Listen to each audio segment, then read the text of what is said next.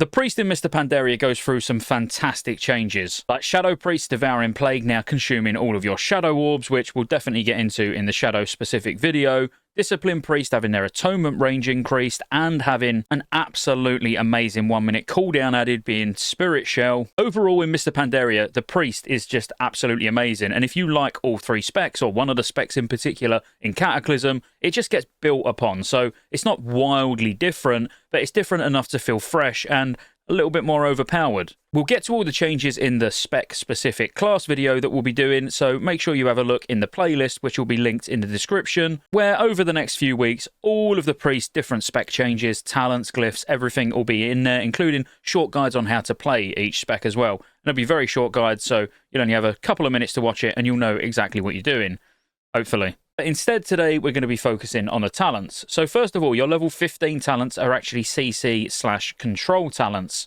First of all, you've got Void Tendrils, which is on a 30-second cooldown, and it summons shadowy tendrils out of the ground, rooting up to 5 enemy targets within 8 yards of the caster for 20 seconds. If you kill the tendril, it will cancel the effect. You can kind of consider this a Priest's version of Mass Entangling Roots. Yes, it's only going to affect 5 targets, but it's great if you're being attacked and you don't want those ads on you. You just pop Void Tendrils and run away. Next up is Psyfiend. Now, this is on a 45-second cooldown and slightly less predictable. So this summons a Psyfiend that stands in place for 10 seconds. The Psyfiend casts a Psychic Terror on a nearby enemy within 20 yards every 2 seconds. This will always prefer things that are actually attacking the Priest. Now, the Psychic Terror causes enemies to flee for 30 seconds, and like any fear, damage caused may interrupt the effect. Now, this one can be particularly dangerous to use in PvE in case it gets feared into a pack of mobs, whereas Void Tendrils is a lot more predictable and it's just keeping the things in place. Finally, Dominate Mind, which is going to be absolutely nothing new to you.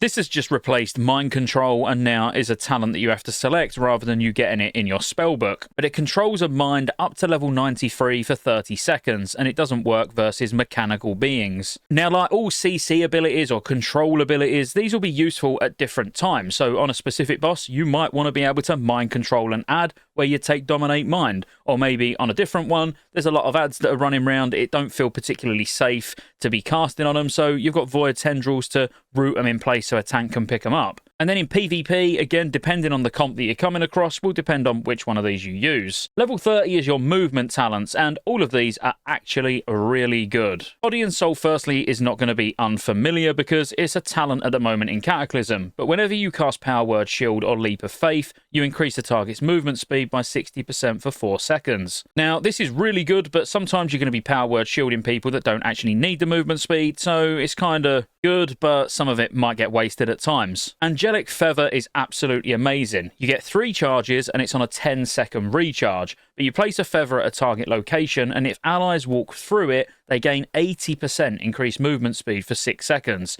Now, 80% is absolutely massive. Let's focus on that first of all, because some sprints that are actual class abilities are only 70%. This is 80%, and for a decent amount of time as well. And you can pre-place them, so whoever needs them knows where they're going to go and get them. But if I'm completely honest, the best way to actually use this as a priest and be very selfish is with an @player macro. So you'll see people do that a lot. They might have 2 macros. They'll have one where they can just place this wherever they want, or maybe on a specific person. So if you was doing a fight where it's actually a tank that needs to get out of the raid pretty quick, you can have a macro set to always just cast the Angelic Feather on them. So they're going to get the speed boost whenever they actually need it. And then you can have another one set up, which is just @player. So it'll always cast it at your feet. So you get the speed boost whenever you need it. And on the basis it's got 3 charges with a 10-second recharge, you can literally zoom around whenever you want. And then finally, Phantasm. So when you fade, you remove all movement impairing effects from yourself, and your movement speed is unhindered for 5 seconds. Now, as a PvE player, this is one I just never use. I've never really found a good use for it, but in PvP, I'm sure it's pretty god mode. And then at level 45, you're actually going to get something that's going to give you damage. So first of all, you've got From Darkness Comes Light. Now, this does 2 different things depending on what spec you are. So if you're Discipline or Holy, so you're a healer, you've got a 15% chance when you cast Smite or you cast a healing spell to cause your next flash heal to be instant cast and have no mana cost.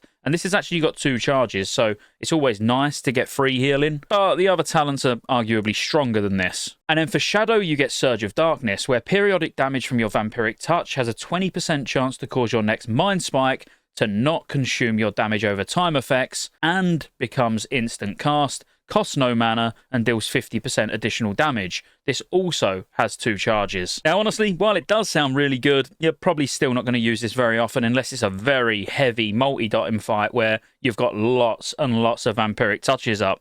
Mindbender's a really good talent as well. It's only on a 1-minute cooldown with a 40-yard range, and it basically just replaces your Shadow Fiend. Because it grants you an improved version of the Shadow Fiend that is substantially more effective at dealing damage and generating mana. Now, this does actually hit pretty hard, I'll be honest with you, and it can be used as any spec of Priest. And if it's a particularly heavy movement fight, it can be really good, because obviously you can just pop it while you're moving. It's going to do damage, it's going to give mana back. Like, it's an absolute solid talent, and it will be used a lot. And you'll really, most of the time, as something like Shadow, be switching between this and the next talent we're going to talk about, which is Solace and Insanity. So firstly, as Discipline and Holy, you gain the Power Word Solace ability. So what Power Word Solace does is on a 10-second cooldown, it strikes an enemy, dealing instant damage and then more damage over time. And it also restores 1% max mana. So you can see why, as a healer, using this once every 10 seconds and getting 1% mana is particularly good. Not only that, damage dealt by Power Word Solace will instantly heal a nearby low health friendly target within 40 yards from the enemy for 100% of the damage dealt, or 50% when it's healing you. And this replaces Holy Fire, and it's instant, so you can even use this while you're moving, which is really nice. So actually being able to use this for Atonement as a Disc Priest, let's say, we will get onto the Shadow portion of it in a second,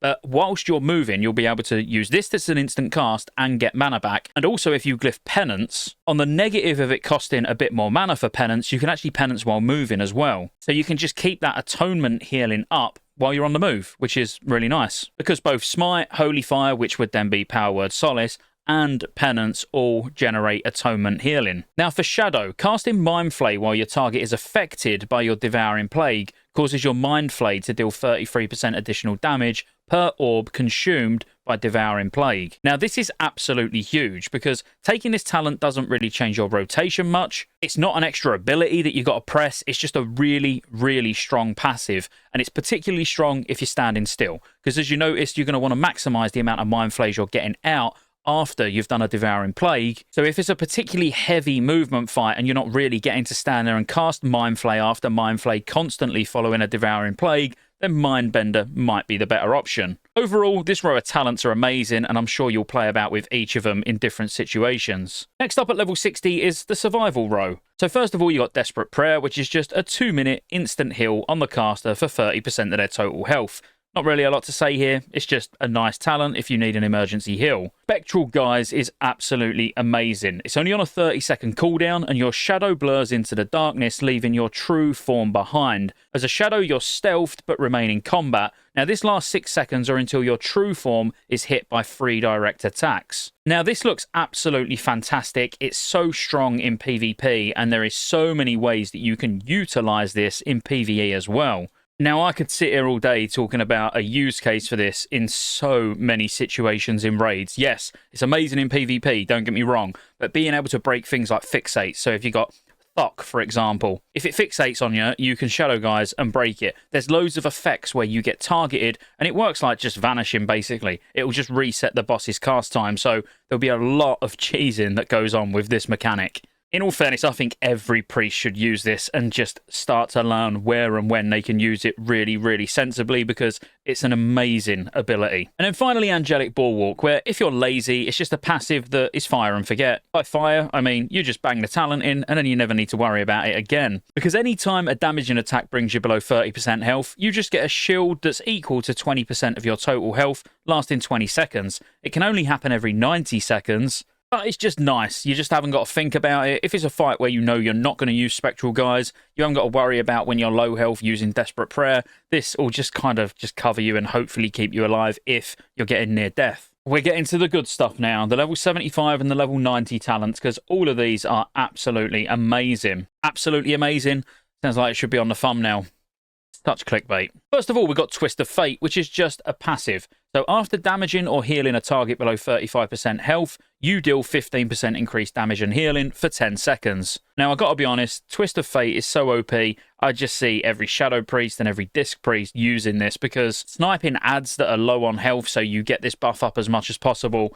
I mean, it is really overpowered. So while we'll talk about the other talents, I do genuinely believe that the vast majority of priests are going to be running Twist of Fate. Power Infusion will be nothing new, but if you want to gain it, the only way you get it now is through talents. So on a 2-minute cooldown, it infuses the priest with power, increasing haste by 20%, all damage by 5%, and reduces the mana cost of all spells by 20%. I've got to be honest, as any spec of priest, you wouldn't use this, even if you thought you was going to use it and just be that support class where you can buff someone else, because it is only on the priest now. And then finally, Divine Insight. Divine Insight's quite a nice one, even though I still think Twist of Fate is definitely the best out of the 3. But firstly, for Discipline, when you cast Penance, there's a 100% chance that your next Power Word shield will both ignore and not cause the Weakened Soul effect, which is not too bad. For Holy, when you cast Greater Heal or Prayer of Healing, there's a 40% chance that your next Prayer of Mending will not trigger its cooldown and will jump to each target instantly. As Holy, I absolutely love that. I really do like this talent, but specifically as Holy, but you're going to see far more Disc Priests and Shadow Priests and Holy Priests, especially in the first phase. And then finally for Shadow, periodic damage from your Shadow Word Pain has a 5% chance to reset the cooldown of Mind Blast and cause your next Mind Blast within 12 seconds to be instant and cost no mana. Now I want to touch on this just a little bit, because if you're on a fight that's got a lot of movement and you was to think about combining Divine Insight and From Darkness Comes Light as well for Surge of Darkness, so your periodic damage from Shadow Word Pain has got a chance to make Mind Blast instant, you're multi-dotting with Vampiric Touch to give you a chance to make Mind Spike instant, combining those two together on heavy movement fights with lots of mobs to multi-dot actually can be quite strong. But as I say, that's just an option. Most of the time, you're going to run Twist of Fate. And then finally, the level 90 talents, where you're going to see most people using Halo. Firstly, because it just looks so bloody good. And secondly, because it's really strong. So let's start with Halo. On a 40-second cooldown, it creates a ring of holy energy around you and quickly expands and grows in power up to 30 yards away. This deals holy damage to everyone it hits and a lot of healing to every ally it hits, and its greatest effect is at 25 yards. Now this deals shadow damage and healing while in shadow form, so again, even for AoE and just burst heals for the raid at the same time, it's incredibly strong for both specs of healers and for Shadow Priest as well. The most important thing about this is that effectiveness where it's greatest at 25 yards. You'll have to get good at judging that 25-yard distance, or probably everyone's going to use a weak aura where it will show that you're at the right distance, because it does make a big difference. You don't want to be stood on top of everything that you're about to press Halo on. You're better off moving out, using Halo, and then moving back in. And obviously while you're moving, you'd be doing your dots, or you'd be shielding if you're a Disc Priest, or you know what I mean, you'd be filling those globals. But in a stacked position, Halo is not that strong.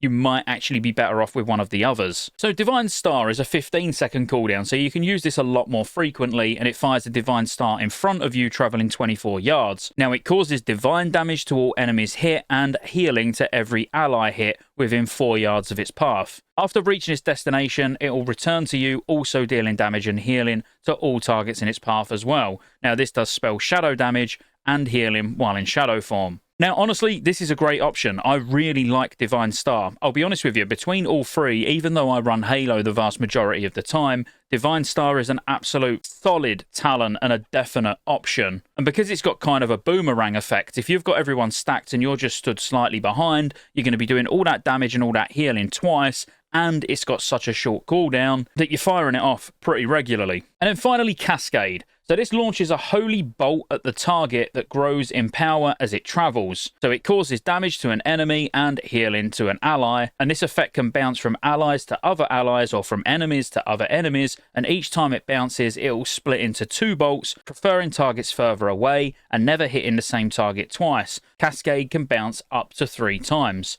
Again, if you're in shadow form, it does shadow damage. Now, honestly, as weird as it sounds, it comes down to all positional here. Halo, in perfect situations where you're 25 yards away, is always going to be the highest DPS if you're shadow. If everyone's loosely spread and all over the place, Cascade could be a good option because it's going to bounce around and always go to the furthest targets. Divine Star if everyone's in a line. Halo if you can be at that perfect 25-yard distance. Next up for the Priest is going to be the Glyph, so make sure you subscribe and like and all of that jazz, because there's tons of MoP videos coming out over the next few months, well, in the lead up to launch obviously, and I'll be covering every class so you can really build up your knowledge on every class, spec, change, talent, glyph, absolutely everything. So again, like and subscribe, and I'll see you on the next one.